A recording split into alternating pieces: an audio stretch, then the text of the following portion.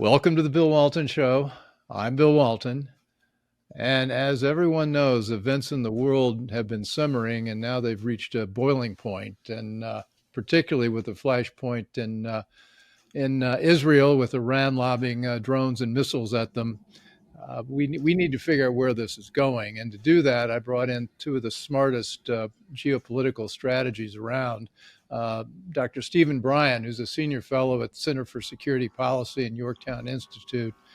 He has over 50 years experience, including many years in the Pentagon, where he became a leading expert in the arms trade. And he writes on Substack and under weapons and strategy. And Brandon Weichert, who's been called the most heart-stopping analyst around. He's author of The Shadow War, Iran's Quest for Supremacy, and he's a terrific geopolitical analyst and publishes the Weichert Report. And my last show with Brandon, and I've had multiple shows with both Stephen and Brandon, and I think you'll find probably the one place to go to learn what's going on. Anyway, my last show with Brandon, at one point during the conversation, we wondered whether we needed to put up a warning label in the episode, which would be beware gloomy scenarios. This is dire, children. Well, that was about 4 months ago, and it turns out that dire is putting it mildly. Stephen, why don't you go first? Where are we with? Well, that's a big question, but we're now April 15th. We're going to be putting this show out within the next day or two. Where do things stand, Iran, Israel? Not sure yet. I mean, because the Israelis haven't made up their minds what, if anything, they're going to do about what happened. The Israeli Security Cabinet met today, may still be meeting actually at this moment. And they're under a lot of pressure, especially from the military in Israel, to retaliate for what the Iranians did. They're also under a lot of pressure from the United States and the allies for Israel to do nothing. So we're in a box right now on that, and it's hard to say how it's going to play out. Well, you put out a piece that talked about the effectiveness or lack of effectiveness of the Iranian strike. They lobbed something like 185 drones, and all 185 were shot down. Yeah. Lots of drones, lots of ballistic missiles, over 100 of those, and 30 cruise missiles. So they fired off a lot of stuff. In fact, what I've been saying to people is this is the biggest single attack of that kind in modern times. There's nothing that compares to it.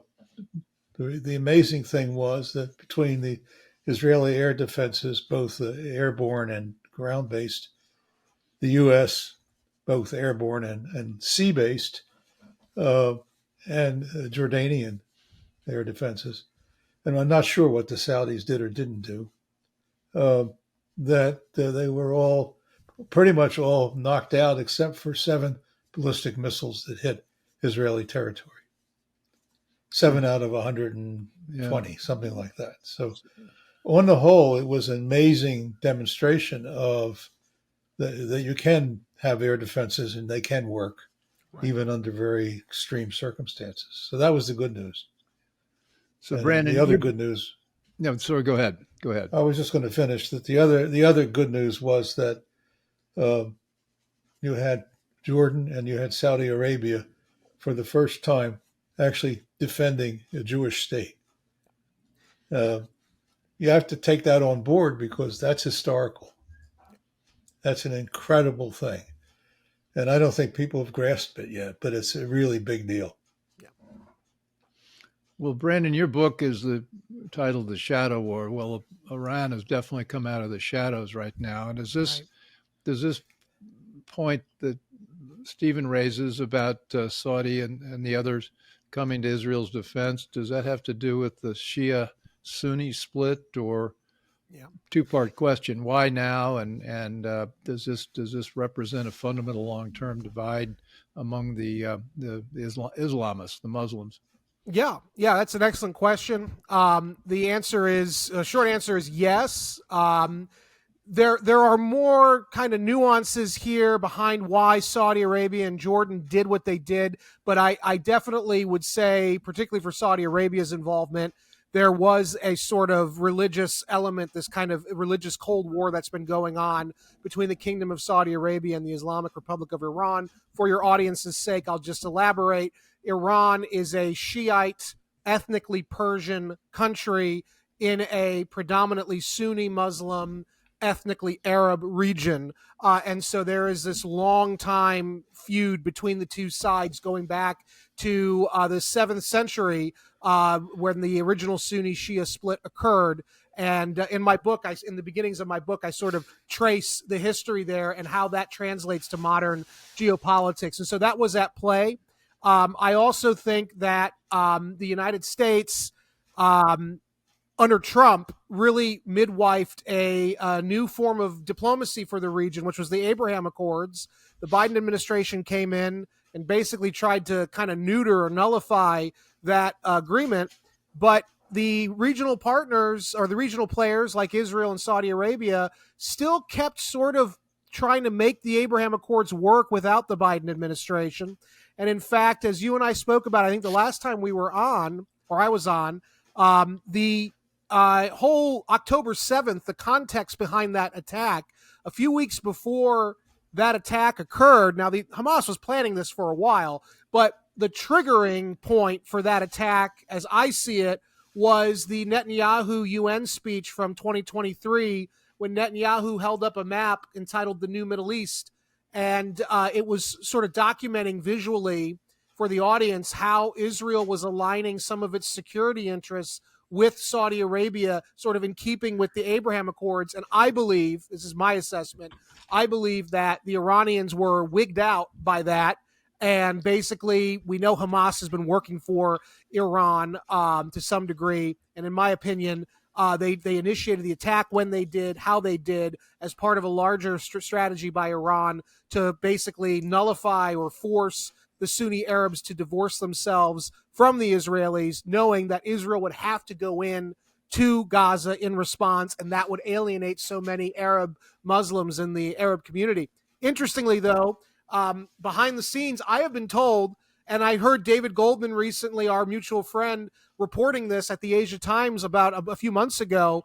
It sounds like the Saudis behind the scenes are diplomatically still very much in coordination with Israel, as are the Jordanians when it comes to Iranian escalation. And I think you saw that on display today or yesterday. And I think Stephen is completely correct when he says that we should acknowledge this and should take some kind of heart from that, all things considering. Stephen? No, I completely agree. I think that's the big news. If you want big news, that's big news. And it's positive. And positive news. But I don't trust the Biden administration on this at all. They're home wreckers. They didn't like the Abraham Accords. It's not clear that they don't like Iran. They may very well like Iran. I mean, that's the problem with these guys, is they're on the wrong side of history. Yeah. And so we have this kind of problem with Biden and his administration. It's very bifurcated. Yeah. I mean, on the one hand, we're defending Israel, we're doing everything for Israel. On the other hand, they can't retaliate, they can't do anything. I will take my hat off to CENTCOM, because I think CENTCOM was extraordinarily important in coordinating not only the Israeli and U.S., but the other players, Jordan and Saudi, and probably others in the region too. And they did a great job. CENTCOM stands for Central what? Command. Okay, our guys.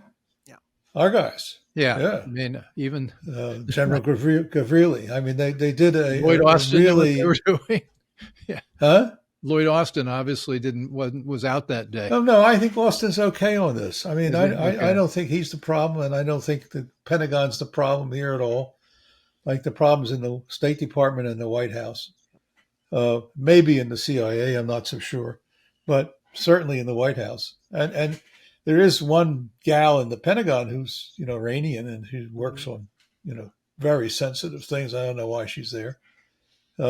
And God knows what they're doing in the State Well, Department. don't They're all forget PLO also people. Bob Malley and all of those guys that Biden brought in who are pro-Iran as well. Explain, Rob. Well, he was, explain, but he's go ahead. One of you theoretically guys he's explain gone. who that is.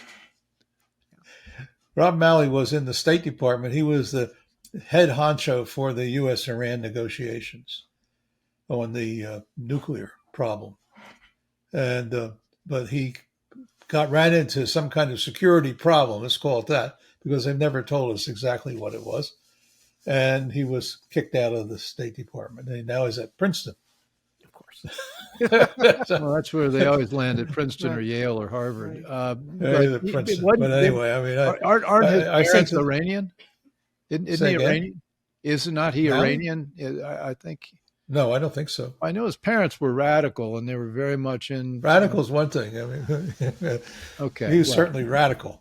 I mean, that's the problem in the administration. There's a lot of this kind of pro-Palestinian, pro-Iranian garbage there that is influencing strategy and harming our ability to solidify the Middle East and keep it safe. You know, the whole idea that you can make deals with Iran while it pursues its nuclear program and subverts all the countries in the region makes no sense whatever. Right. I agree. I'll leave that to Brandon, but he's the expert. I guess. But no, you're right. You're right. And also, I think, Trump last night was at a rally and he made the comment that this wouldn't have happened under me. And I think, as you know, whether people like him or hate him, this wasn't happening under Trump. This wasn't happening for 4 years. We had a relatively stable Middle East that was actually our allies were being empowered and our enemies in Iran were being contained and constrained. And so it's very interesting, Brandon, there's a really good point to make here. Yeah. Trump got rid of Soleimani. That's right. Do you think that the Iranians retaliated? They Right. certainly didn't. That's right. Because they knew if they did, they were going to get fried.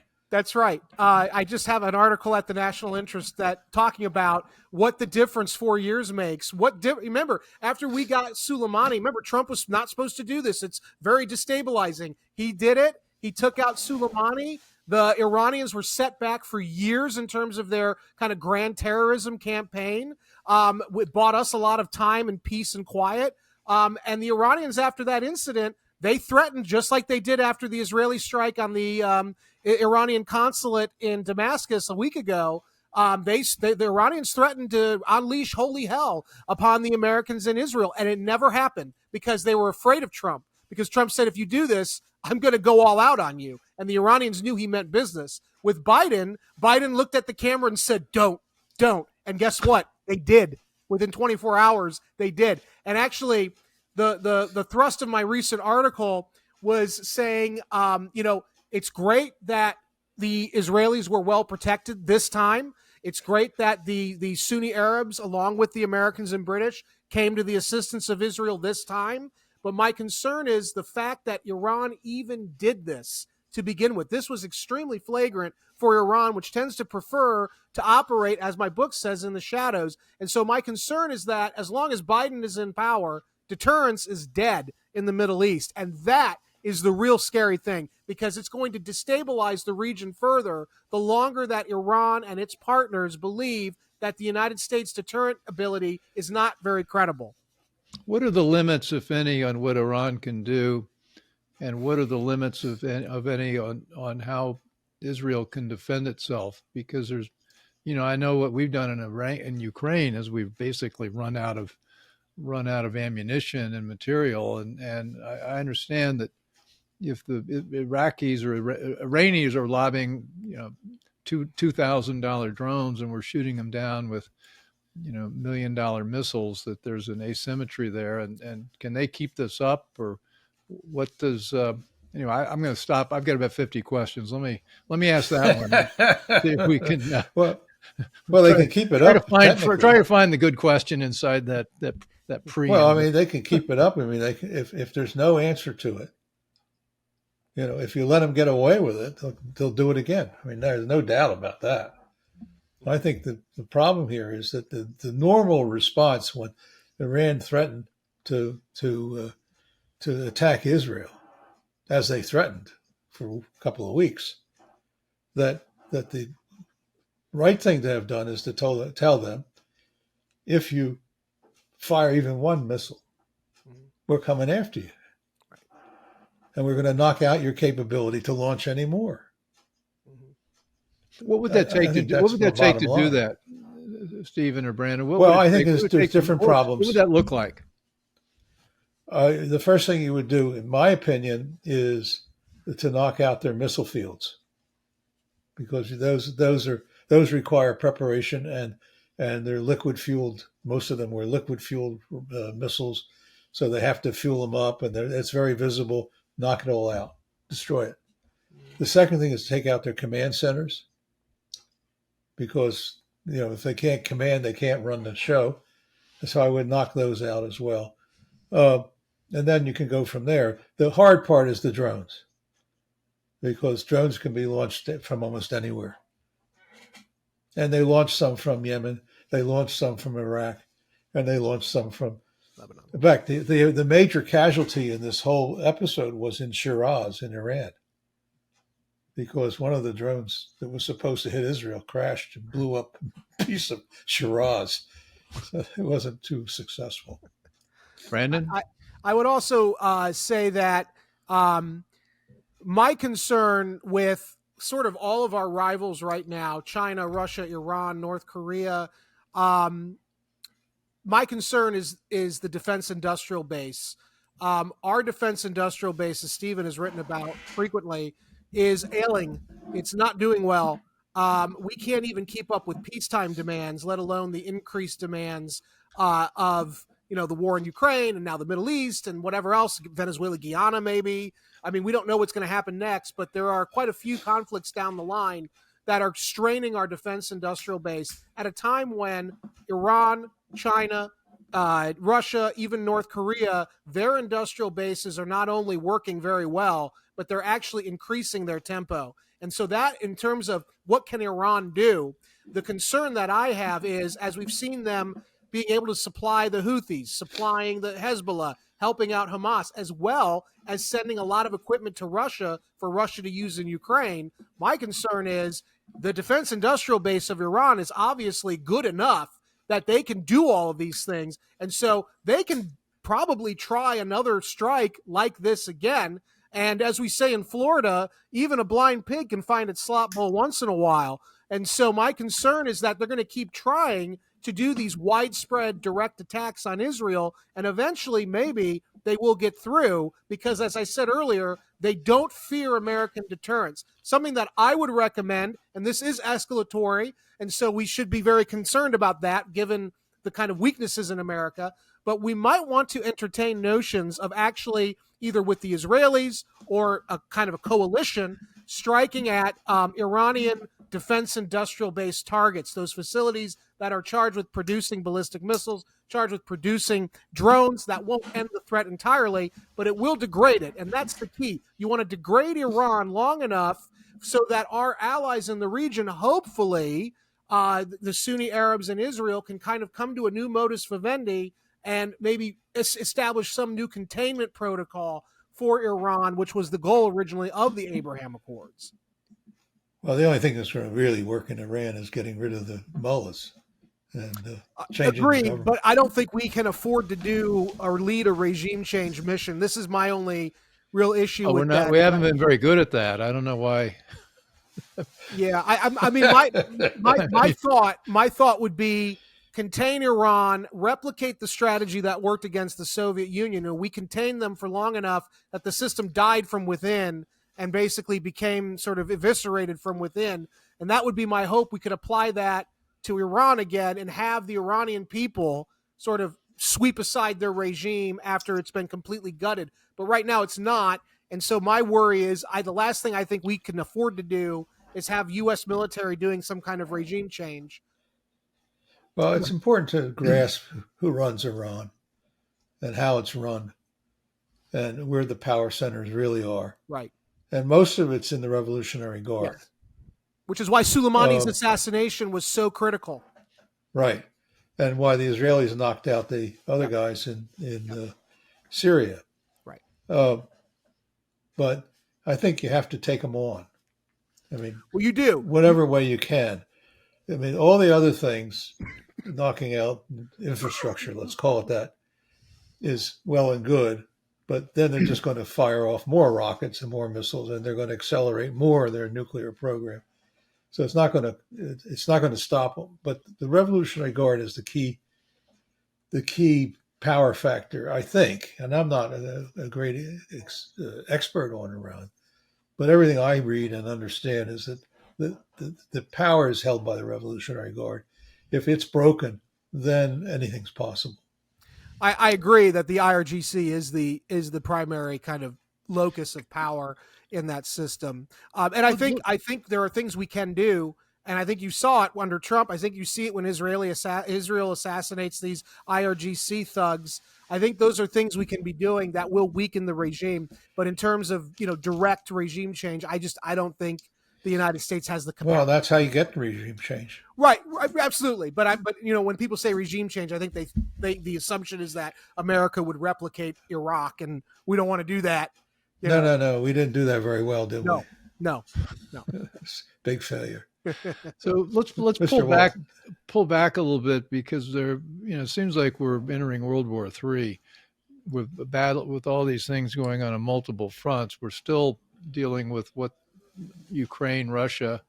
Then over in the other part of the world, we need to worry, I think, about Taiwan and how China might be viewing what's going on in the Middle East and what's happening in Ukraine. And I guess again, this is a 9-part question, but then also, are there other actors that are influencing Iran?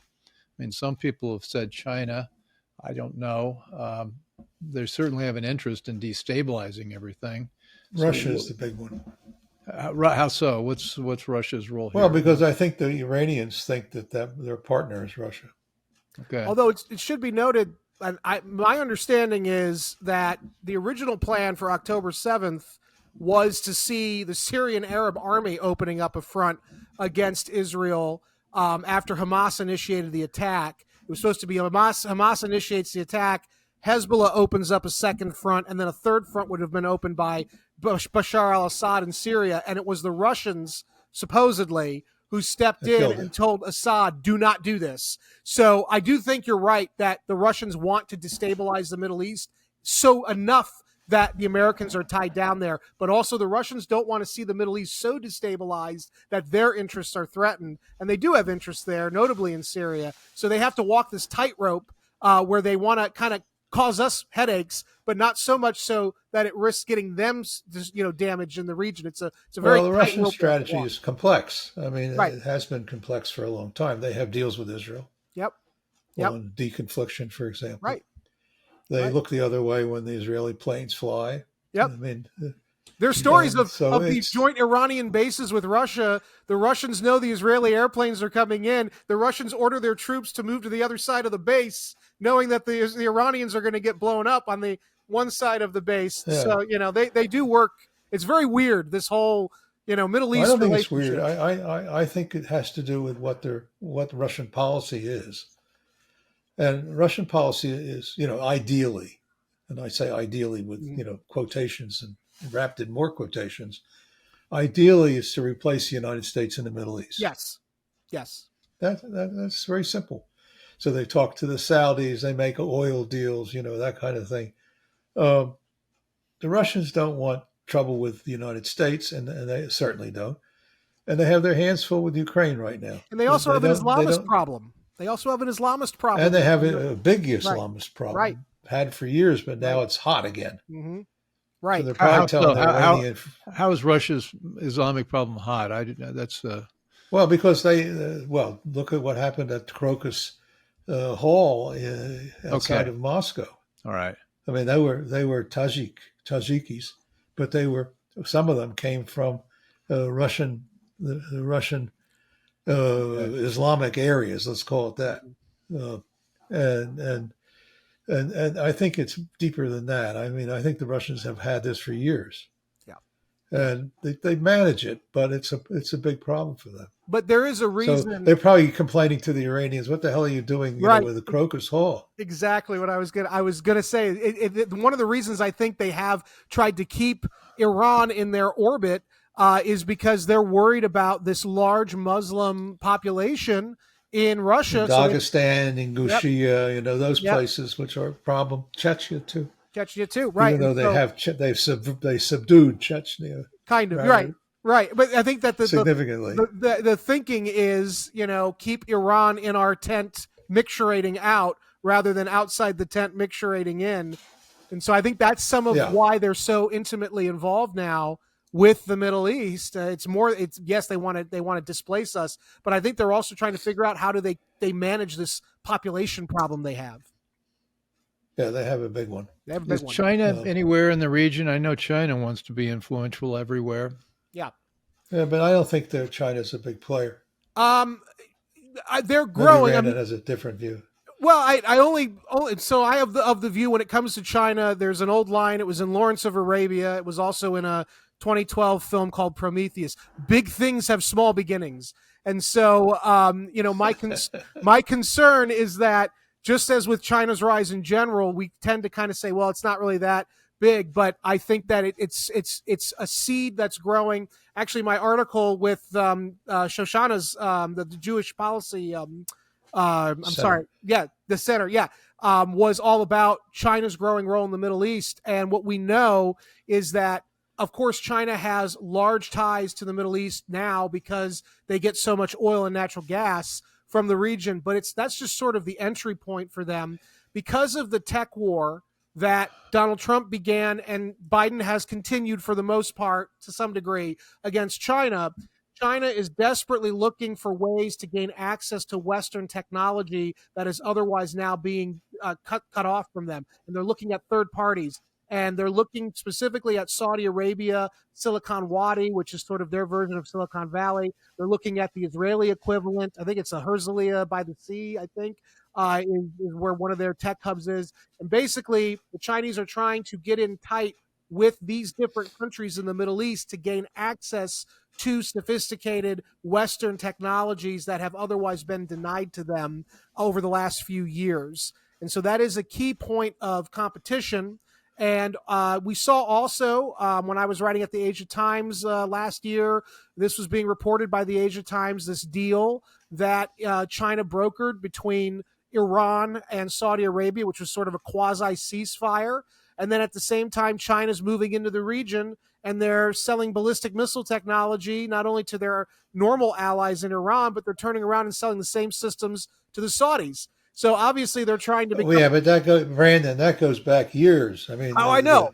I forget what they're called, H1s or whatever they are. Right, but what I'm saying is there's definitely... These missiles were there for 20 years. Sure, absolutely. But what I'm saying is there's definitely a growing interaction and interest from China in becoming a dominant player in that region, in my opinion. Well, if they can, what about it seems like we pulled back the lens a little bit, even pulling it back further. It seems like the West has lost its mojo. I mean, our ability to defend our Judeo-Christian values, free markets seems to be waning. Biden seems to care more about what's happening in Michigan with the Muslim vote there than he does what's happening in Israel. Western Europe, it seems to be preoccupied with the catastrophe that they've created with Ukraine, and yet they show no signs of really willfully bringing about any kind of results. So they're just left watching. It seems like longer term Israel is maybe the world's last best hope for a liberal free market democracy, and to me, that's why I'm so in favor of preserving Israel and seeing Israel thrive. Mm-hmm. I don't think Biden's going to ask me if I want to come into his administration, though. He unlikely. Should. So, can we riff on that a bit as to where do you want me to go first, Stephen? Do you want to take it? I don't really care. I don't, you Okay. guys are both interesting. Okay. I'll just say that I if don't you have a wanna- yellow legal pad here with questions. We let's just go where we think this takes us. I've been saying this normally to people on the right, the new right, who tend to be kind of oddly anti-Israel. I keep telling them, I don't know how you can be anti-Israel, because Israel's enemies are the exact same enemies, not only of America, but specifically of the right wing in America, right? I mean, you've got Israel is this wonderful project of national power. It is, as you said, a free market economy. It's actually very progressive culturally, so I don't understand why the left hates Israel. It's bizarre, other than the fact that Israel is a strong country with well-defined and defended, for the most part, national borders, and they are proudly nationalistic, which offends the globalists on the left. And that is why you have so many elites in the Western world taking this bizarrely anti-Israel stance, and I think that's the only explanation, one of the only explanations I can think of. There's also the idea of just anti-Semitism. I think that's at play. But I think that's a big piece of it. It's a big piece of it, right? Absolutely. But there's also this bizarre globalist, hatred of nations and nation states that are strong. And the two strongest nation states traditionally in the modern era, in my opinion, are the United States and Israel. And so we are their number one and number two targets on the globalist left. I agree with that. I mean, I think he's right. I don't understand. It's bizarre. I don't understand the Anti-Semitism Act part. It just, I just, in terms of my own background on Wall Street, I spent most of my career as an honorary Jew. I mean, I was Lehman Brothers Kuhn Loeb, and I worked for Bill Paley, who was the Jewish founder of CBS, and on and on and on and on. And it seems to me that if you want to classify Jews as a group, they've done more to create Western civilization than almost any other subgroup. And that's also why they hate them. That's also why they're hated, because they really are a foundational block of Western civilization, whom the left hates. The left hates Western civilization, wants to tear it down. I don't know, Stephen. You may have some views on that. I don't know. No. I hear what you all say. I think it's I've experienced. Your wife runs the Jewish firsthand. Policy Center, so she may have some influence on you. Well, she would have a lot to say, and it would all be good.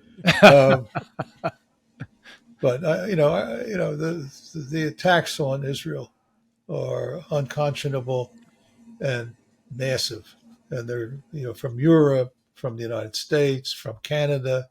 I mean, you can go on and on. It's disgusting. Yes. And the level of anti-Semitism has gone way up. Yes. Way up. Yeah. And a lot of that's because the left has made a pact with the devil. Well, I actually, if I may, I might get in trouble for saying this, but I actually do think there's a spiritual component to a lot of what we're going through. And I don't want to get too deep into that, but I do think that you look at anti-Semites and you look at the left. My friend Michael Walsh, who's a great writer, he's written several great New York Times bestselling books. He calls them the Satanic Left. And so I think that's a very healthy way to describe them. And so it doesn't surprise me that they would be opposed to, Israel and be anti-Semites, because, it's spiritually, it sort of confirms their beliefs. Yeah, well, you look at what's going on in Europe, for example, and which have leftist governments for the most part. There's a few exceptions, Italy being one, Hungary being another, but most of the rest of them are lefty, and they're very anti-Semitic. Yes. I mean, look at Britain. My God, it's a disgrace there, total disgrace. Yes, it is. And you think they're ashamed of it? No, they don't. Whatever. It's very sad, to say the least. So we need different leadership in the United States to step up and step in. Well, President Biden speaks eloquently on this subject all the time. That's I the didn't say a phrase. damn word. That's the phrase I never thought I'd hear. President Biden speaking eloquently. Well, on any subject for Yeah. that matter. It takes an effort. No, I mean, I do think well, it's very telling, though, not only on the left, obviously the left for decades has had an anti-Israel bias, but I'm also getting a little worried by my friends on the new right who, I agree with a lot culturally, but then they sort of start casting aspersions on Israel. And I have to just keep reinforcing this idea that Israel's enemies are the exact same enemies of the right. We should be supporting Israel and standing with them because what it stands for is what we want here in the country. We want the same thing Israel does. And so we should be united on this. And it's very sad when I see the younger people on the right kind of poo-pooing Israel. And I just think I was very happy, Bill, when CPAC came out and said they were pro-Israel with the platform this yeah, year. that was one of our 3 resolutions Yep. at the last meeting. Very important. It's very important. Yeah.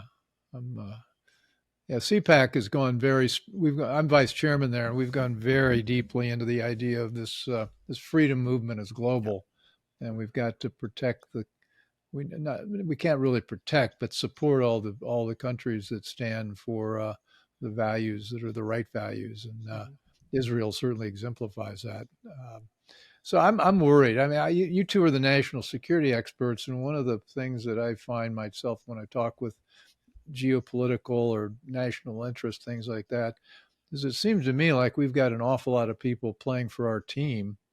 And I looked at that picture of Biden last night in the Situation Room at the White House, trying to stay awake with Blinken and Jake Sullivan, and I guess Victoria Nuland no longer makes that room, but all sorts of people who seem to be operating against the interest of the United States in terms of the values we've traditionally stood for. I don't know how we quite reckon with that. Yeah, you're not going to get me to office. Tell you the answer to that.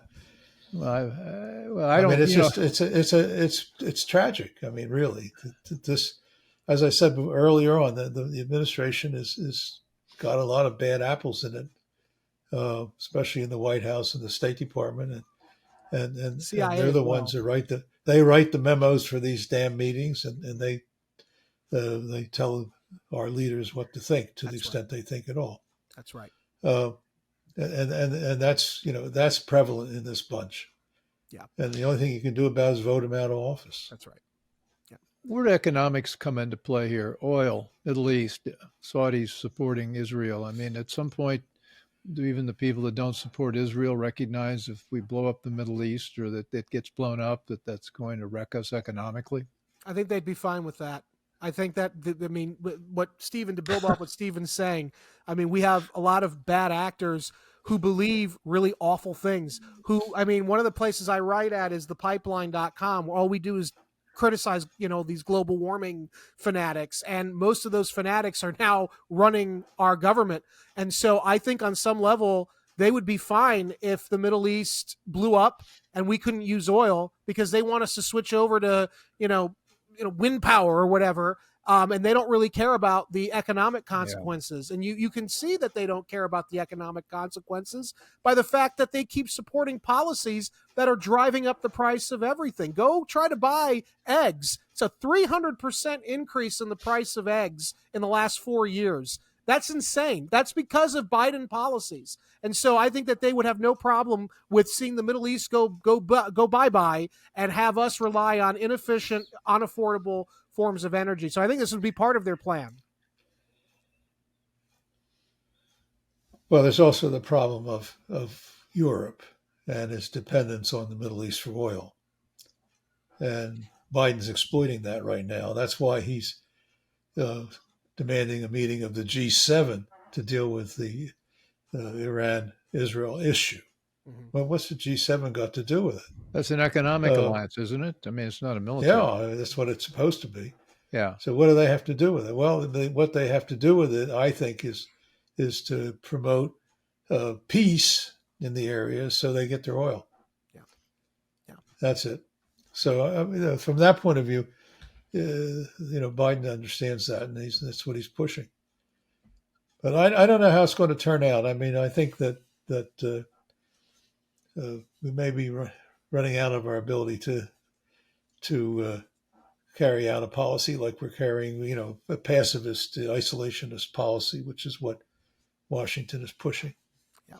But it's not. I mean, on the other hand, we're making war against Russia, so it's very contradictory. Right. Very contradictory. Well, I often go ahead. Let's jump over to Ukraine and Russia before we get out. I mean, we could talk. I could talk with you guys all afternoon, but I'm not Joe Rogan, so we can't go on to that length. We'll get there. Wreck your afternoon too. That's true. Yeah. So let's now we talked, Stephen. Last time you and I talked about the head of NATO was nuclear saber rattling, and where is that now? What's the state of play with? Well, it's very well. Of course, I think on the battlefield right now, the Russians are making significant progress. The big fight is over a place called Chasiv Yar, which is to the west of Bakhmut, and it's a crucial town. And there's a big fight going on there. And there's a couple of things there that are very interesting. At least one of the parts of one of the brigades, the 67th Ukrainian Brigade, deserted, which is a big deal. And the other part has refusing orders and wants to be evacuated. They're in essentially eastern Chasiv Yar. And the Ukrainian command, which is following orders from Zelensky, is trying to move to disband the entire 67th Brigade and also the 25th Air Mobile Brigade. They want to get rid of that one too, because they're not loyal anymore. So what we're starting to see is big cracks on the Ukrainian side of the war in terms of their ability to keep their side organized and fighting. They're still fighting, but these are pretty dramatic shifts, and I think it's starting indicating that the breakdown of Ukraine's army is not far off. And then the other thing to mention is that there's a French Foreign Legion contingent, officially mercenaries, but they're not mercenaries, in a place called Slavyansk, which is in the northern part of Donetsk. And the Russians bombed them today. So the French are bringing their troops in. Even though they say they're not, they are. Yeah. And they're manning the Caesar 155 millimeter guns that the French have provided because the Ukrainians don't have any people left to man them. Most of the Ukrainian brigades are operating at 40% manpower. So this is. Did the French go in on their own, or did the French act as part of NATO, or did the French act at the behest of secret? Jake Sullivan? No, it's supposed to be a secret. Right. Well, the secret, clandestine. Bill, you get it. We are not there, but we are there. Don't ask, don't tell. Right. It's reckless because they'll get killed. They're for sure going to get killed. And this is today what happened is, I don't know how many were killed, but some were. Yep. This is an example. And the French government wants to send the 126th Infantry Regiment, the French 126th, which is in the south of France, to Odessa. And they'll also get killed. So, this is getting out of hand very quickly because if the Ukrainian army is starting to crumble and West is starting to send in troops, we're getting into a European war. Yes. And that's madness. Brandon, you got a thought on that? Yeah. I've been saying for the last year, since last February, that Ukraine is lost. It's just a question of when are they going to admit it. And we're now witnessing, I think, where the policy of really the U.S. It's not. I mean, NATO is basically a vassal now of the U.S. and the U.S. under Biden wants a war in Europe. They want Europe to be completely dependent on the United States for energy. They want Europe completely dependent on the U.S. For military and for any other good. And so they don't want to risk Ukraine collapsing and becoming a fiefdom of Russia, which is where it's headed right now. Up until about 8 months ago, I was saying, got to get a deal, got to get a deal. I don't believe there will be a deal now. The Russians are not interested in it. The Russians believe they have to squelch Ukraine in order to get rid of, the bee in their bonnet, and which is the notion that Ukraine will become part of NATO. In fact, just a few weeks ago, you had NATO leaders saying yet again, Ukraine will become a member of NATO no matter what. And so that's not going to lead to an off-ramp. That's escalating. And then you add in the introduction of these French forces. But by the way, there have been mercenaries and volunteers from the U.S., from Australia, from Canada, Poland, and all these other Western nations fighting in Ukraine almost from the start. But now it's almost, you have now French military directly getting involved. They're a NATO member, and I think that they're looking for a casus belli. I think they're going to try to say the Russians killed these troops. We are now invoking Article 5, and it's time to go stop the Russians. You can't invoke Article 5 if you're not on your own territory. But I'm telling you, they're going to try to make the case for mutual defense. Because they're already changing the. Oh yeah, I mean that's what I'm saying. That's what I'm saying. Yeah, I agree with that. They're going to try to make the case because the Western policy is about knocking Russia out. I had a general. And I think I said this to you before, Bill. About a year and a half ago, I was at a base on the West Coast, and they had asked me to talk about what's going on with Russia and sort of their technology, their space program, et cetera. And the general didn't like what I was saying because I was saying basically this. And he said, "Don't you understand, son?" He said, "We are breaking the Russian army for cheap in the field, and the Ukrainians are the ones doing it for us." And I said, "No, sir, that we are not." I said, "If anything, the Russians are breaking us. They're showing NATO to be a hollow force, and they're breaking our defense industrial base and forcing us to overcommit in Europe when we've got real threats in the Middle East and in Asia."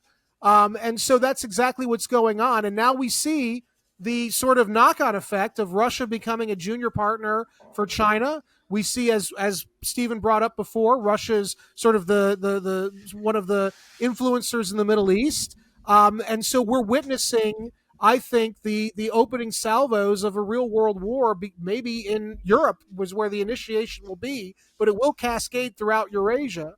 And all of this was a policy of our own making. It was a disaster of our own making. So, Brandon, didn't I start by calling you a heart-stopping analyst? You did. I'm gonna go here. So that's how do we recover from that? I mean, Russia happens to have 5,000-6,000 nukes. I mean, this is well. That's the thing. I mean, what? Go ahead, Steve. Stephen, go ahead. Yeah, jump. Well, I was just going to say watch the battlefield. The main way to understand what happens next, I think, is to watch the battlefield. If things keep deteriorating, what happens is like escalation.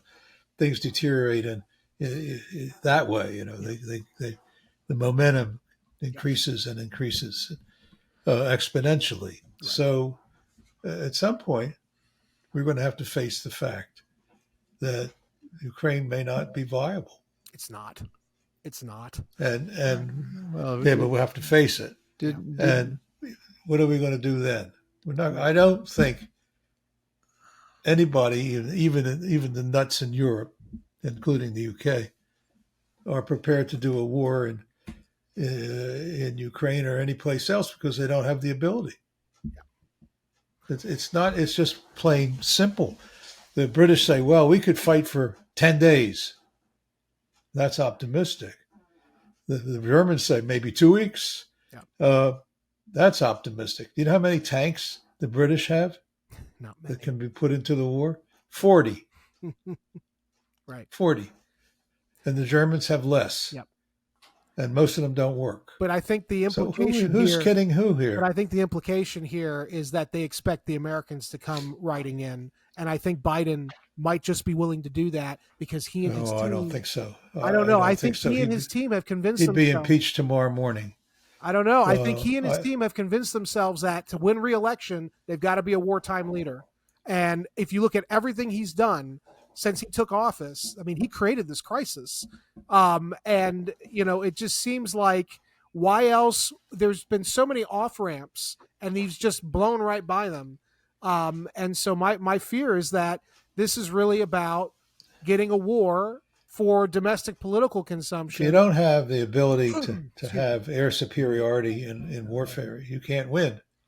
And there's no way that that the U.S. could have air superiority over Ukraine. I agree, but I don't know. It's not possible. I don't know if the people running the show in D.C. understand that. But I'm sure the guys at the Joint Chiefs will tell them. That would be my hope. I mean, they're not stupid. But we have reached a very bizarre point where this conversation is having to be had. Will the Joint Chiefs have the ability to rein in the ideological excesses of our leaders?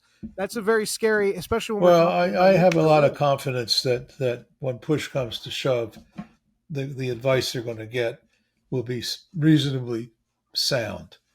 They're not going to sacrifice themselves to lose. That's just not in their DNA. Right. Biden may be, but well, that's the thing. I mean, he's commander in chief. He's an abstraction. I mean, the real thing is that the people in the Pentagon have responsibility for 2 million soldiers and for all the infrastructure that goes with it. They're not going to sacrifice that. I think, Bill, if I can just hijack here for a second, I think the real question then is, and I think you're right, Stephen, I think the real question is, who's running the country then? If Biden is just an abstraction, who's really, because remember, the Pentagon apparently didn't even tell the White House that Lloyd Austin was going to be out of pocket for that hospitalization. So, I mean, who's running the White House? I didn't see the need. Who's running the country? You heard what I said. They didn't see the need. I got it. Yeah. But even I think that most of our military guys would say that they always follow civilian leadership, but they also give advice. Right. And the advice they would give in this current circumstance is, let's not get in a war. We can't win. We're not ready. We're not. Nothing's prepared. Europe is not even marginally prepared. The U.S., as you mentioned earlier, has a huge industrial base problem, a lack of munitions, a lack of equipment, even a lack of troops. Right. So why would you do this? What's the advantage? To save Ukraine? You're not going to save Ukraine. I don't think this has ever been about Ukraine. I think this has been about getting Russia back. No, but I mean, there has to be some basis for it. You're going to go and invade Poland? By the way, they're supposed to be our ally. You have to go into Ukraine. What are you going to do that for? Yeah. I don't see any U.S. troops involved, and I think that covertly they're already involved. I mean, they're already over there covertly. Well, I mean, if you want to get into how much support we're giving, it's massive. Right. But when I'm talking about soldiers with guns, it's not going. I don't see it. I mean, I could be wrong. I have a more pessimistic view only because the people who are running our country, I have no faith in, and I think they are malicious actors. I think that there's something going on that it doesn't make sense. They should have done a deal a year and a half ago when Kyiv was defended. They should have followed through on the Istanbul conference. This thing could have been wrapped up. Biden could have declared. Well, they scuttled the Istanbul conference. Right. What they should have done was, Biden could have declared a win. He could have said, I got this deal. I saved Ukraine. He could have really looked like a hero.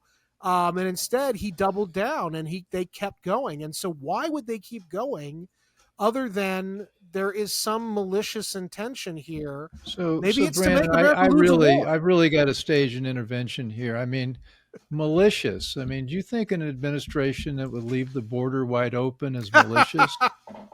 Do Do you think an administration that would try with every molecule to end meritocracy in the country would be malicious? And how about one that wants to destroy our energy sufficiency and take us back to the 12th century? I can't believe you could say they're malicious. I mean, But that's my they're point. clearly acting in our long-term interest.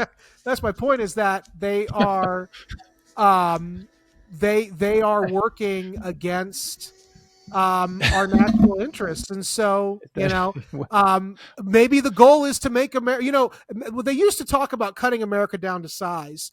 And so maybe the goal is to make us defeated so that, we are perennially, weak. And I don't know, but there's something. And who would call this administration incompetent? They're very good at that. They're very good at that. Stephen, I'm going to give you a last word. We need some adult supervision here. I try to. Yeah, I think you do. I try to stay away from ideology and try to deal with that's actual what happens on the ground and how does it influence where we're going. And I think, again, if you look at Europe and you look at the situation there now, you look at our abilities, you have to calculate those. I just don't see any benefit whatever of prolonging the war in Ukraine. And I think the notion of trying to get regime change in Russia was a fuzzy-headed, stupid idea from the get-go. It should never have been tolerated by any sound thinkers. And what we need to do is to stabilize the whole place as best we can now, after all the damage that we've helped inflict. Yes. And all the deaths. A lot of people have died for this. It's outrageous how many people have died. For what reason? You have to ask that question. And this notion that Russia's going to overrun Europe is just a pile of crap. It's just designed to get people worried. Well, what are you going to do about that? Nothing. They're not going to spend any more money or have any more defenses or do anything else. They just want to make noise. So the time is now to try and wrap this thing up. Yep. And buy some time and then see if we can get more sensible strategic posture for this country. Well, I think the vote is 3-0 in this call for that. That would be in this. Yeah. So Brandon, any last word? We got to wrap up. Yeah. To be continued. Continued. I'm not going to ask either one of you to make predictions because I don't think I don't think it's possible. There are too many moving variables right now. I have been advised professionally to stay away from ideology, but I can't seem to help myself. So I'll keep going. I'll just say that if we don't get November right, if we don't get a change of leadership in this country, it is going to be a nightmare. We will never be the same. We're hanging by a thread here. And, I tell people this all the time. I had some problems with Trump at the end there, but ultimately, Trump was infinitely better than what we have with Biden. And I will take the Mad King over Mr. Magoo any day.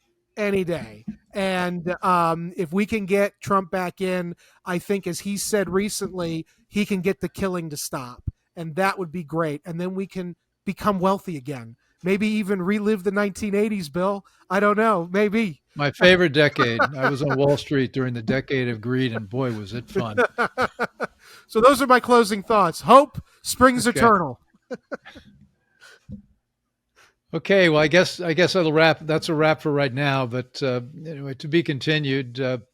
Stephen, Bryen, and Brandon Weichert, analyst extraordinaire. Thanks for your insights, guys, and we'll hope we're all still here without being blown up before our next call together. So anyway, thanks for joining, and thanks all you listening in.